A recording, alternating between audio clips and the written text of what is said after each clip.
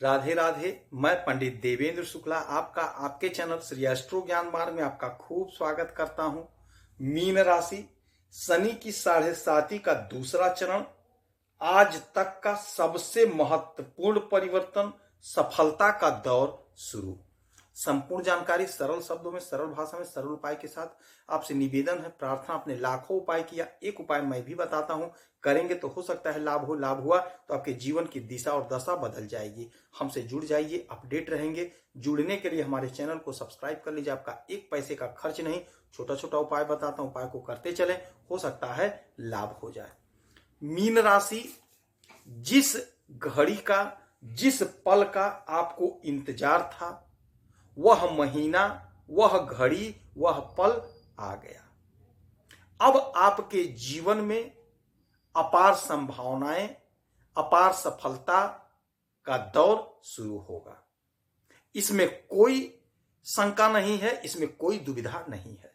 जो सबसे पहला और सबसे बड़ा परिवर्तन होगा वह 14 मार्च को होगा, जब सूर्य देव आपके मीन राशि में, आपके लग्न में आ जाएंगे। आपके लग्न में आ जाएंगे, आपके पहले घर में आ जाएंगे सूर्य देव। और 15 तारीख को, 15 मार्च को बुध महाराज आपके इसी घर में नीचस्थ अवस्था में हैं और वक्री अवस्था में हो करके 7वीं दृष्टि आपके सप्तम भाव पे डालेंगे। सप्तम भाव पे डालेंगे, बिजनेस व्यापार के घर में, दांपत्य जीवन के घर पे। उसके बाद में एक महापरिवर्तन होगा, वह समय होगा 29 मार्च को लगभग रात्रि को 10 बजे, जब शनि महाराज का 30 वर्षों के बाद मीन राशि में आगमन होगा।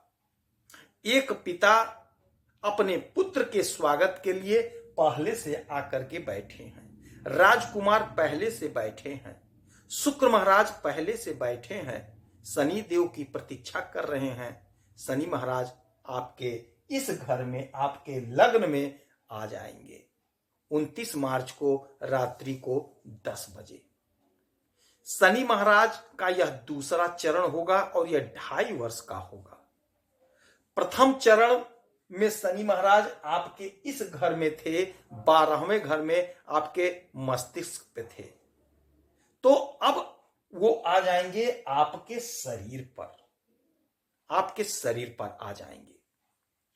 तो जो बुध महाराज की जो दृष्टि यहां पे पड़ रही है, यकीन मानिए आपके बिजनेस व्यापार में गजब का लाभ मिलेगा, गजब का सफलता मिलेगा।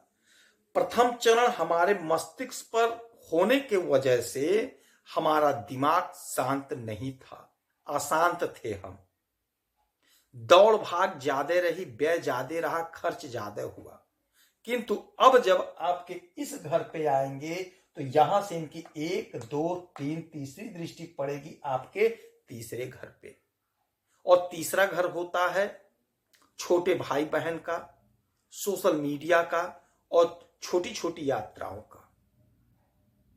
और जब आपके लग्न में बैठे हैं तो आपके लग्न को तो जागृत कर ही रहे हैं, आपका शरीर। तो जहां बैठते हैं थोड़ा बुरा तो होता है, तो बुरा का मतलब यह हुआ कि आपको खूब कर्म कराएंगे। आप जितना पसीना बहाएंगे आप उतना स्वस्थ रहेंगे।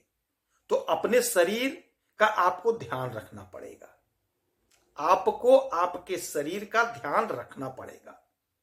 अर्थात आपको एक्सरसाइज वगैरह करना पड़ेगा, अपने शरीर की साफ सफाई का ध्यान रखेंगे, आलस्य को त्याग देंगे, आलस्य नहीं करेंगे तो आपको खूब लाभ होगा। तो जब तीसरी दृष्टि पड़ी आपके तीसरे घर पे, यह घर होता है सोशल मीडिया का, तो हो सकता है रातों रात आपका काम बन जाए, आपकी तरक्की हो जाए, कोई वीडियो वायरल हो जाए। छोटे भाई बहन से यदि कोई विवाद था तो विवाद सुलझ जाएगा। यदि छोटी छोटी यात्राओं को कर रहे हैं, ट्रेवल कर रहे हैं, तो आपको वहां से अपार लाभ मिलेगा। बहुत अच्छा योग, बहुत अच्छा संयोग यह बैठेगा।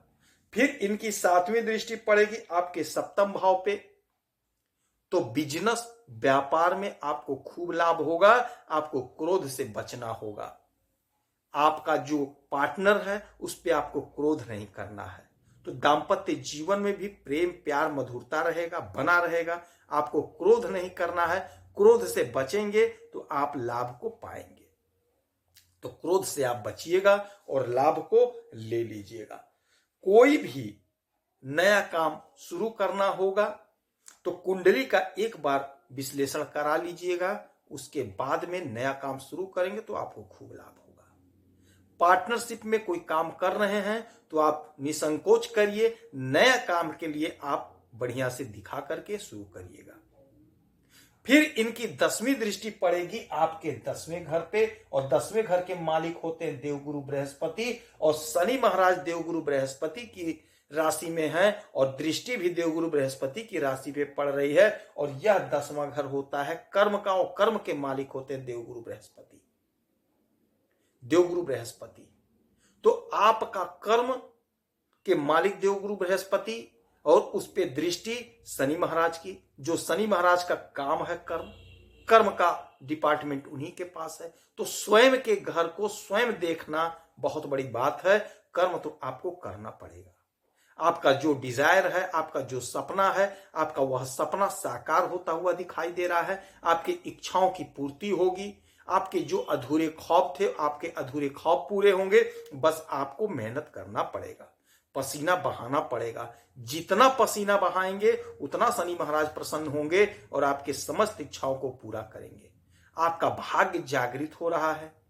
भाग्य जागृत होने से आपके संपूर्ण इच्छाओं की पूर्ति होगी। आपका कर्म भी आपका जागृत, आपकी इच्छा की पूर्ति भी जागृत, तो सोर्स ऑफ इनकम बनेगा। इस महीने का आपको बहुत बेसब्री से इंतजार था। आपका सारा सपना साकार होगा। बुलंदियों पर आपके सितारे पहुंच जाएंगे। मेहनत तो करना पड़ेगा। यदि आप नौकरी की प्रतीक्षा कर रहे थे, नौकरी चाहिए, तो आपको खूब मेहनत करना है और आपकी तपस्या फल मिलेगा। तपस्या रंग लाएगी, फल की प्राप्ति होगी। सरकारी नौकरी के प्रबल योग बन रहा है। सरकारी नौकरी का प्रबल योग बन रहा है। आप इंटरव्यू दीजिए, आप परीक्षा दीजिए, सफलता आपके कदम चूमेंगी।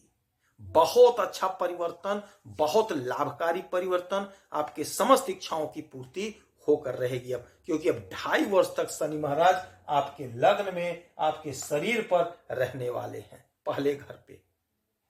एक बात और जान लीजिएगा कि 6 मार्च से 14 मार्च तक होलाष्टक लग रहा है। तो इस समय में कोई भी शुभ काम, शुभ बात, शुभ चर्चा मत करिएगा। 14 के बाद में कर लीजिएगा। इस समय आप हनुमान जी की खूब आराधना पूजा करिए, सुंदरकांड का पाठ करिए, हनुमान जी का व्रत करिए। जितना हो सके उतना हनुमान जी का आराधना पूजा करिए। यदि आपकी कोई समस्या तो आप इसी वीडियो में डिटेल करेंगे। आपके कुंडली का विश्लेषण करूंगा, समीक्षा करूंगा, सटीक और सरल उपाय बताऊंगा। करेंगे तो हो सकता है लाभ हो।